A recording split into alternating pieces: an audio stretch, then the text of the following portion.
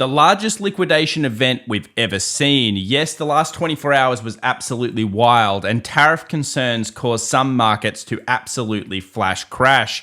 Meanwhile, Wall Street was doing something very sneaky. In today's video, we'll uncover what exactly went on with whales and some of the biggest traders of the world, why 5,900 was such a great level for the S&P 500 to hold, and what could be in store for the markets if we lose some of these key levels. Yes, there's a lot to discuss. We're covering stocks, commodities, and cryptos, and we need to talk about one of our favorite asset classes of the last 18 months because it could be a huge benefiter of 2025. Let's take a look right now together. This one is not to be missed, guys. Well, welcome back everybody to The Daily Show. My name's Tom, and in today's video, we have a jam-packed one because we need to talk about the latest data, the dark pool liquidity, what tariffs actually mean for us to investors and traders if we get more implemented, and of course, the options flow. Now, first off, of course, this could have been a lot worse. We were looking at a red across the board up until cooler heads prevailed, and of course, we've seen a pause now on some of these tariffs. But more importantly than that, we actually saw what we thought we would, which was a huge liquidity event caused by big whales and huge players, and none so more than in the crypto markets. Absolute bedlam there during the in-between Asian session and Frankfurt session, London session opens. Basically, we saw things like Ethereum chunk from 2,600 to 2,400 and then below 2,200 within a matter of seconds. And this is the classic illiquidity event that many big whales use to take people's stop losses. And of course, we saw many stop losses hunted over the last 24 hours. More importantly than any of this, though, could we be seeing the end of the crypto markets? This has been a pretty reliable sign in the past, which has been the dreaded Forbes cover talking about how great somebody in crypto is. As you can see here, we've got the new poster child of Bitcoin, and it's just come out. Coincidence that it crashes just a few days later? Hey, maybe not. Speaking of crashes, it was one for the records. Let's put these in numbers in kind of, order. $2.21 billion plus was actually wrecked. Of that, most of it was longs, of course. And to put it in context, that is bigger than the Luna crash, bigger than the FTX crash in terms of the daily, and obviously it is now the wildest day in terms of market capitalization size. This was a pretty massive crypto historic liquidity event. Now, who capitalized on this? Well, of course, it was Wall Street and some of the biggest whales. We actually saw, and I got posted this, although I won't share it here, $50 million position of short. There was about $50 to $80 million up at one point, and I'm sure they did close it. And these were big whale accounts basically transferring ETH around and just going massively short on positions. So it was clearly a whale event. It was clearly an absolute steal on retail traders. And I think you've got to be very open to this and understand what you're getting into in 2025. This is the year that has the highest level of what we call animal spirits. Everyone wants to buy the dip, everyone wants to be rich, and everyone thinks they're going to be a multimillionaire. It's just a wake-up call again of how wild things can get. Speaking of Ethereum, though, did we see a massive transaction? Well, the answer is yes. Pretty much as soon as the markets opened, we saw a monstrous transaction in the Ethereum fund here by Fidelity, and that was the largest ever recorded since inception. So that happened right near the lows. Last time we saw this was last week. We had a couple of big trades coming through. And actually what happened, this is in the ETHT, and you'll notice that we actually did rally straight off that. And of course, as you'll see very soon, Ethereum has a wick on it that is probably one of the biggest of all time. It is a massive wick. Posted it over on X. It's just absolutely huge. So were Wall Street buying the dip? Were whales buying the dip? Yes. And of course, now that we've seen tariffs getting, let's say, paused on a lot of the countries for a little while, then we have to say, okay, well, what's next? What do tariffs actually mean to us? Should we be freaking out? And do we have to treat each one in context? Well, let's just quickly talk about the crypto crash. Of course, in terms of a Bitcoin crash, Bitcoin held structure. And just like we always look at the S&P 500 on this channel, for good reason, it's the number one best market to actually look at to see the support levels. You should always do that in Bitcoin as well. Here are some of the biggest decline crashes that we've seen in crypto so far. And you'll obviously note that actually the last 24 hours wasn't the biggest for Bitcoin, but some of the alts absolutely did get thrashed. Are we still seeing inflows into ETFs in general? The answer is simply yes. Here you can see the inflows. Now, these, of course, are taken as of the 31st of January. we will see all big numbers, I think, once we get to the last 24 hours. And of course, we'll be updating those once we get them. So why does all of this happen? Well, it happens because too many people are too bullish, and more importantly, too many people are taking leverage. They're basically using debt to try to make lots of money in the markets. And this is why we're seeing so many liquidations. Now, of course, you could say, well, the tariffs caused it, but I don't think the tariffs should have caused crypto to fall as much as they did. I mean, let's be real. That was absolutely a liquidity steal event, and it happened at the perfect time. There's really only two times that you can apply such liquidity stealing. That is during the middle of the Asian session into the London and Frankfurt Open, and obviously after the US session and around that New Zealand Open, because basically liquidity drops off during those periods. And here it is, calls versus puts value traded. As you can see, recently we've seen, especially post-election, everyone's been buying into 3 times leverage funds, and they've been buying into calls. Now, we already know this because we've been sitting in positive gamma all the time, and obviously markets have been continuously ripping higher. But at the same time, we do know that retail has this propensity to really believe in just buying the dip. And why wouldn't you guys be there? We're obviously talking about buying the dip at the moment, and the last 24 hours proved again that if you buy in the dip, then generally it's working out. But you've got to remember there's buying the dip and buying the leverage. And leverage is what is being getting ripped out of the markets by basically Wall Street and some of the biggest players. Never forget that they always prey on us. And on this channel, we expose some of that by sharing with you guys where some of the largest transactions are actually going through and the reactions afterwards. Now, this isn't actually you going blind. This is a blurry screen. But what I want to show you was, of course, tariff implementation back in the first Trump era. As we can see here, when tariffs were implemented, we ended up seeing, of course, prices across all of those categories go up. Now, that's actually what generally happens with tariffs. Obviously, the rest of them were going down, and we were in what was called a deflationary boom. Now, the reason the market was getting so freaked out was, well, firstly, fair enough, it was looked like some massive tariffs. Obviously, we did some GDP numbers on that, and we found that, in general, it was probably only going to cause maybe about 0.2% inflation, at least, on the medium term, and it was going to be very difficult to figure out exactly how it would play. But here is a great chart here shared by Seth Golden, and I think this one comes actually from somewhere else. And basically, it is the idea of what tariffs really do. Now, this is the textbook view. Tariffs increase prices, which reduces the imports. Of course, it does. And of course, the effect shifts surplus from consumers over here to producer surpluses. And you always generally see, you obviously looks like it gives you tax revenue, but generally you see social losses, okay? So in general, are tariffs a good thing?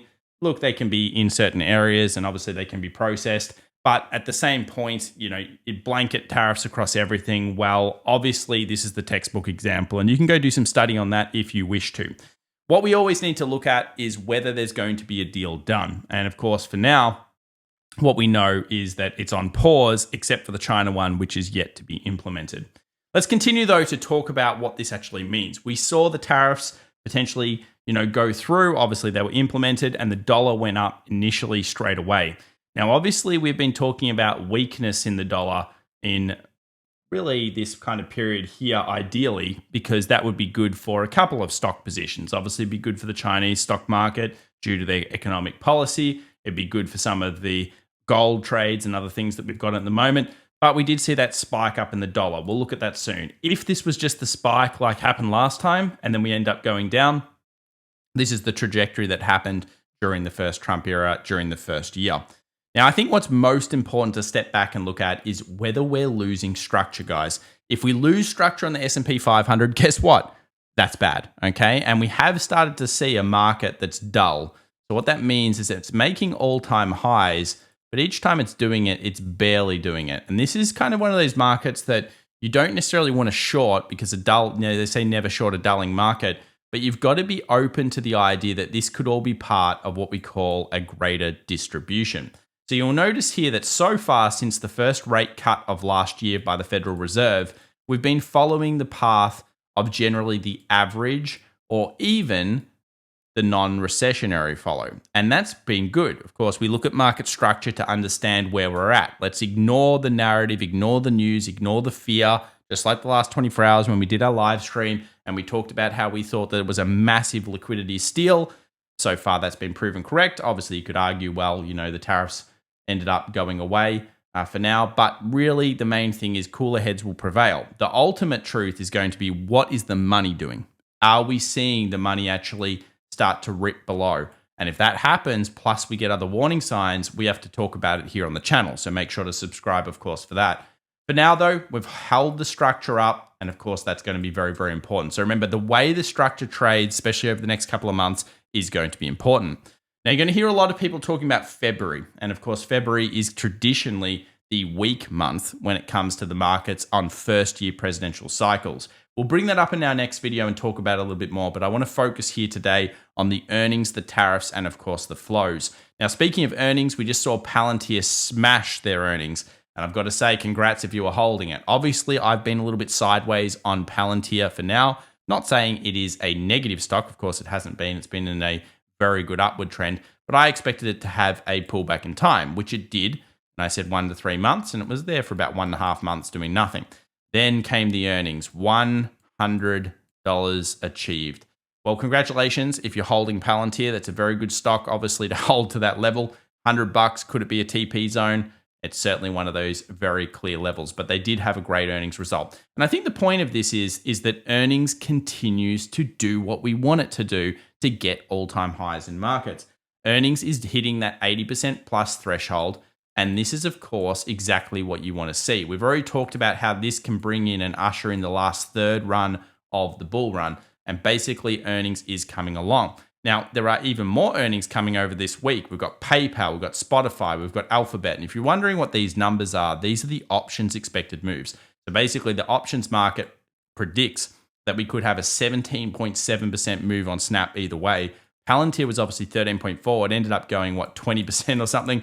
So you can see here that the options market knew it would be wild, and it just turned out to be even wilder. So heaps and heaps and heaps of big earnings this week. Do not snooze on that. Another thing that's important to note is non-farm payrolls will likely be a catalyst to either take these markets higher or crunch them back down. So people will be looking at that number very closely in light of all of the jitters now going around the markets because of these flash tariff implementations. Now let's talk about earnings growth. Are we seeing good numbers? Well, the simple answer is yes. And of course, we're seeing it where we usually would expect. Mid caps are now starting to take over the big caps in terms of overall earnings.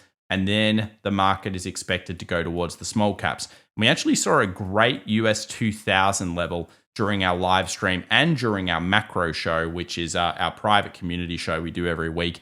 And of course, we do have other live streams for the opens. But if you're interested in that, links in the description down below. But this was a very awesome level. And we actually had it as our most traded zone even here on the public YouTube where we've been talking about it. Now, what about other things going on? Let's now take a look at what's been happening in the back of the market coming into these tariff implementations. Let's take a pause on that and obviously recognize that tariffs can cause in overall price increases in those particular areas. And we know that we have to always look at what is the impact to the US's GDP. Because of course, if the US starts to stutter, that's going to be an issue. Let's ignore that for a second and take a look at what they're doing. And the biggest traders have been going heavily short on treasury bonds. Now, this doesn't show the only story. I can tell you there's also a lot of heavily long positions on treasury bonds, but it does look like there's a little bit of manipulation going in to the longer dated yields at this stage. So treasuries are worthwhile watching, and you'll see in a moment that we do actually have a large trade that just went through on treasuries over the last 24 hours. Some other things are we just got another big outflow in the energy sector. Not a record, but $1.8 billion of outflows coming through in the energy sector. And often that has been coinciding with, of course, low periods for that. Here it is in the energy sector. You can see it here, guys. So basically, these have traditionally been kind of bottoming. And that may be against what you hear in the news and what you think. But either way, if you get good price action, we've seen some decent price action at a BP and a few other energy stocks. It's been pretty good. Industrials, even better when PMIs under 50 and rising. Now, this one here, of course, comes from Tom Lee, and a lot of you guys have strong opinions on Tom Lee. Yes, he's an Uber bull. Yes, he always goes bullish, but I think it's still a good read, and that is that, of course, we've got here industrial forwards after seeing the PMIs rising, which looks like where we're at right now, and the win ratio over the next 12 months for industrials was 95%. Median return, let's just get this out of here, 21% greater. That is nuts. So that is a huge return on industrials. Could we be looking at further strength here?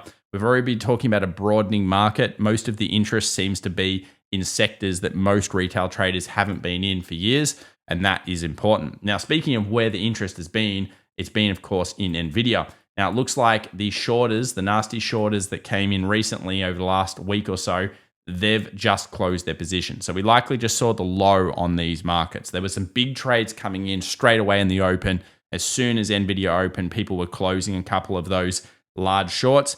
And of course, I'm sure they're happy with their positions, but we will talk about that chart very soon along with the options flow. We also mentioned treasuries before. It looks like someone's placed a large probably sell on treasuries in terms of a quick kind of profit here on a 3 times leveraged fund. We have seen a little bit of a high here. We know there's a bit of accumulation at around this point, so probably expect treasuries maybe to do something like this in the future, and we'll be watching very closely. But treasuries, remember, it's not really a trade. It's more of a position if you're a bit scared on the economy, where we're at, and of course, where we're going. Now, speaking of where we're at, are we still on the soft landing narrative? So here we are at this stage, and you can see here we're probably dropped to about there. We're still tracking exactly where you would usually expect for a fairly healthy market. The tariffs are, of course, an X factor, but at the same time, the earnings and everything we've been arguing for now is still pushing this market along. So it's still chugging along for now. But what if you're scared of the market? What if you're like, you know what? This sucks. I don't like the market. I'm terrified of the prices. Rightfully so. Some of these prices are absolutely ridiculous over the long term, and I'm sure they'll come back eventually, but I can't do it. Well, of course, we've been talking about and arguing gold for the last 18 months, and it's been doing very well. But remember, when the dollar did that thing it did the other day, we said, wow, it could be on for another gold move. Guess what? Gold has then since started to move up. And of course, we also found that hedge funds' exposure to gold was too low. They were reducing. At the same time, boom, goes the dynamite. Next 2 months, generally, we see huge moves in gold. So gold has been doing really well. And you might say, well, does that mean gold should continue to do well? Well, you've got to really ask the question of, have really these tariff and global concerns and all of these things really hindered gold? I would say they've only strengthened gold. And even the nasty whale surprise of crypto over the last 24 hours, that's probably even strengthened gold even more. Remember, this is a war between the SWIFT system, or basically US dollar, versus BRICS, okay? And people think that this doesn't exist, but it does. I'm telling you right now, BRICS will be absolutely emboldened to continue to push themselves over this next couple of years, and in particular, try to degrade the US dollar. And this is all going to feed into gold purchasing. We actually saw, and I shared this over on Twitter, I believe, that we saw one of the largest ever, I think it was the largest ever, settlements of gold. We saw a massive amount of gold buying recently, and it's coming from the central banks. Now, which central bank is purchasing big time? China is, of course. And of course, we've seen many of the BRICS countries purchasing gold big way. They're trying to flow to currencies. Obviously, they're trying to get that dominance of the US dollar down so that they can start to control the world trade if possible. Now, let's talk about record lows. Obviously, we saw a massive outflow when it comes to ETFs in China. That caused, of course, the markets to recently drop. And they've since upticked since DeepSeek. But just because DeepSeek came out, remember, straight after DeepSeek, what have we got? We've got this new O3 or whatever it is mini from the OpenAI guys, and basically it looks even more impressive. So remember, this is an AI war. Another thing that's going on in the background, we've got who's winning. It's going to continue like this. It's an absolute race to get AI superiority. We also saw short interest, of course, in China being very high, which is the right kind of catalyst, along with the good news story of DeepSeek, Alibaba's stuff, everything like that over the last couple of weeks to get that flowing. So even with this 10% tariff, generally speaking, it still looks like there's a bit of flow and a bit of interest. It's actually coming out of India, and it seems to be going into China. So that's because that's been the market of choice in Asia. India's absolutely been flying until recently. Let's now talk about the flows of the last 24 hours. We saw gold stocks do the best, no surprise. Energy actually pick up, which probably is no surprise when we look at those charts, and defensives. So defensives did really nicely, even though the whole market actually ended up bouncing to pretty much where it was as of the Friday close. So you can see here staples, healthcare, utilities. And I'm really liking healthcare in 2025, as we've mentioned before. Semiconductors held down, home builders held down. That's to be expected. Last 5 days, gold is best. Semiconductors still actually flat on that period. And of course, some of the defensives such as healthcare actually flat over the period. So not too bad at all. Let's now jump into the charts. Let's have a look at the flows, then we'll go to the options moves.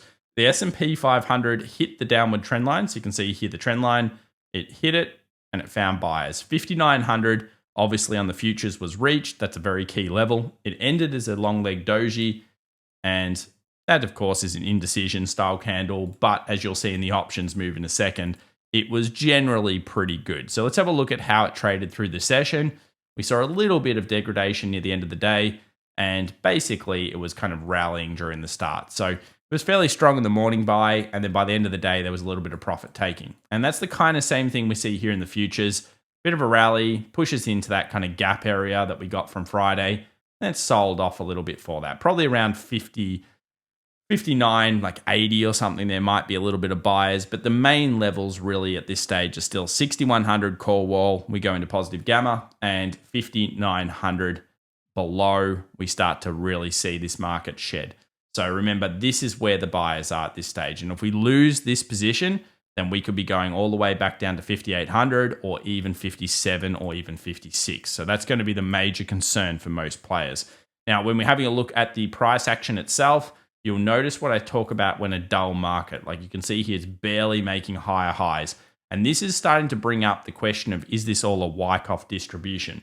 There are monstrous trades all the way through here. And of course, we've kind of guessed that a lot of them were buys and sells and everything like that. But ultimately, if we continue to see so much transactions in here without proper breakouts, that really starts to concern you. So of course, we keep an eye open. We always keep one eye open to the possibility of this market going bearish.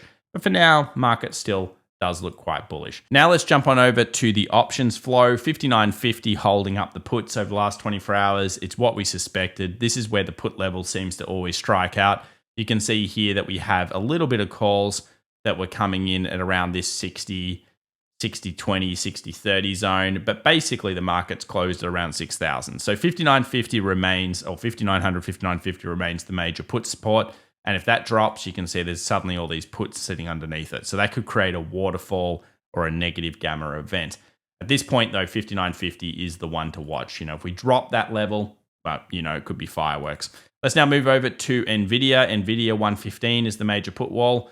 So again, holding that major support, very important it does so. And if it drops under there by too much, again, things could get a little bit dicey. So we'll have to watch that one. And we don't want NVIDIA either to suffer too much more, because remember, it does have an actual distribution pattern on it at the moment, and bulls need to regain NVIDIA. It is at the pinnacle most traded zone spot. What about Tesla? Well, again, 380 is kind of where the buyers have been. Drops 380. We're thinking like 330, 340, fill the gap. That could be a really good spot for Tesla buyers. Now let's go and have a look at the lead indicators. The bonds market, in terms of option spread stuff, that wasn't getting too freaked out over the last 24 hours because a lot of it had dissipated by the time the markets had opened. High yield junk did drop, but again, nothing too scary there. And the American consumer, in terms of the way we read it, which is consumer discretionary versus staples, you can see here has continued to be relatively strong. The US 10-year yield did almost drop below, which would have been good for treasuries, along with the 20 and 30-year. However, it held up after we saw the removal or pause of the tariffs for now, at least on Canada and Mexico. And then, of course, the US dollar gave up pretty much everything it put on over the weekend, and time will tell what's going to happen here with the dollar. But you can see massive trade on the dollar over the last 24 hours, and certainly a pinnacle point for it. Still looking for it to go down to support some of the trades that we've been talking about. Now, one of those trades is, of course, gold. And we've already mentioned we think this is a pretty bullish catalyst for gold. Overall, it strengthens our case to 3,000 and even beyond. And of course, we've been looking for this thing for 18 months together. So it's been an amazing run. We're up over $1,000 an ounce, which is a lot for gold. So obviously, it's been a great time to be gold. It's all about timing with this metal. And just like any investment asset, there are times to hold things and times to say, you know what, it was a good run. It's going to do nothing for quite some time. But for now, gold's broken out, continues to find strength, and obviously we're looking for that 29.53K, and it looks pretty strong at this stage. Another one that looks strong was silver. Nice little pickups over the last 24 hours. Again, series of higher highs and higher lows. Great candle there with that big wick. So again, it kind of looks like it wants to push a new high. If it does, then we could be off to 33.60 or something like that. So Silver doing well. I'm sure a few of you are happy with that type of trade. Now, what didn't do too well was oil. It rallied up, which was pretty good. It then dropped back after, of course, all the news is coming out. And it's sitting around this key zone. So you can make an argument either way. Obviously, XLE is a bit different. So if you're looking at the energy stocks, they're kind of at that kind of potential buy price. You can see here stocks like BP and stuff have broken out recently. So they're looking all right. But oil kind of needs to take that previous high. So you'd have to hope that there's a buy here if you are an oil trader. If, of course, you are looking for shorts, then you're looking for this low to be closed below, and then it could get quite a lot worse, which could be very good if you've got a gas guzzling vehicle, let's just say. You may be hoping that happens immediately. Now let's move over to Tesla. Tesla at 380, guys. That's pretty much where we've seen previous buying. I could see it drop this level and move down to the 330, 340. And of course, that's what I'm actually looking for as more of an investor positioner. As a trader, though, this is where you'd want to see it hold. And 380 has been the level for it. NVIDIA, yes, very important. Most traded zone. Wow. So I think maybe we can mark at the high of the previous session. We'll go 119. If we manage to regain that, then it could be a little bit of risk on NVIDIA, push it up to 126. We obviously take this high now, and we should be looking really good structurally. So I think the bears are in control still at NVIDIA, but what an important level for that market. What has been doing well has been healthcare. Looks pretty good to me on the charts. I think that's looking really tasty. And of course, we've also seen some movements in the Chinese markets as well. So we'll just have a look here at HSI, and you can see it's absolutely blitzing at 2.44% up. Chinese New Year, obviously, the DeepSeek info, everything else that's coming out. Huge catalyst, I think, to get a little bit of reinvigoration. People are looking at those PEs and saying, maybe I need to buy some over here. And as we've long suspected, this 19.4 level was pretty solid. And this is, of course, another large breakout to the upside. So very strong there. When we have a look at Barber, it's also moved very nicely. Big volumes. Look at the volumes. Just huge volumes coming in off this news. And while this stock I've disliked for years, I think that, again, it's had that big formation base. It's got this volume behind it. It's got a little bit of a change of trend in the smaller timeframes here. And it's got that good news story, I guess, going through with it. US 2K comes off the most traded zone. You can see here. So goes a little bit lower than that, holds the stop loss and rallies back up. Overall, decent structure so far in the face of the bulls. So basically the bulls are liking it, and bears were not able to dominate that stock back down. Let's have a quick look at the NASDAQ so you can see it, but more of the same, trapped between the first support and the major resistance. So it's really just trapped at this point between both. I could see it kind of give up a little bit of gains over the next 24 hours and then hopefully resume if everything is all green, all good and well over the next bit of news. Remember, there's going to be a lot of news this year. It's going to be very hard to navigate from that perspective. You got to get those options levels dialed in, and of course these big trades. Now, speaking of Ethereum, this was absolutely a retail steal. Illiquidity, the timing, it's just classic. Whether it happened for this or it happened for a Solana, it happened on all the coins really, except for maybe Bitcoin. But that was an absolute wipeout. You can see here, this is actually a candle, and I just want to put this in perspective. That is a 26% switch candle. Now, that is massive in terms of a wick. That is a holy moly wick. And the volume is huge, and we know Wall Street was sitting around here saying, oh, I want some as well. So, yeah, there were buyers. Of course, it was an absolute day of devastation and certainly wipeouts. And we haven't even regained back to 3,000. So, we'll, again, keep watching Ethereum over there. But if you actually have a look at any of the cryptos, we'll just go back here for a second. I'll put Solana on so you can see it. You'll notice that all of the cryptos, and of course, it doesn't want to load while we're doing this recording, guys. Look at this. Solana broken, see? Let's put in Sol, US, there we go. All right, let's put this one in. We'll just use Coinbase as feed. And you'll see here the trend line that I had during the live event when it was going down. And again, all these things synergized together. The synergy of the market was important. XRP wiped, as Solana wiped, as Ethereum wiped, as most of the other big crypto coins wiped out. That is a classic whale steal. And if you see here, Bitcoin held the overall pattern. Now, this is important because I already thought this was the low. Okay, so I thought this was the low and we were going to go to an all-time high. We did. It's a crap all-time high, frankly. So I'm looking for this to make an all-time high. That looks, it looks super bullish to me. I mean, when I look at that chart, I'm still like very, very bullish on it. The naysayers will say this is a Wyckoff distribution, and you could be right, but of course you've got to drop 88 first. If you drop 88, hey, maybe we'll have to actually talk about crypto's run being over. But for now, the bulls are still in control of this market. Big news for ahead, of course, it's all about the unemployment numbers and what we're going to see out of the jobs numbers for the US. So non-farm payroll change, it's coming. I think Goldman has 178 for the numbers. We'll be updating it throughout the week. And of course, we'll be covering the latest news stories and more importantly, the earnings. Thanks so much for watching, everybody. We hope you enjoyed today's video. And if you did, then make sure to follow us on some of the other socials such as X. If you're lucky enough to be in Perth or Brisbane, we're coming to town. Tickets are closing. These are completely free tickets. It's going to be a sick event. It's going to be absolutely amazing. We've got one in Brisbane, one in Perth. So make sure to come out to them. I'm sharing some information I've never shared online before. And this is, of course, going to be in person. So it's going to be absolutely excellent. Thanks so much, guys. And we'll see you in the next one. Bye for now.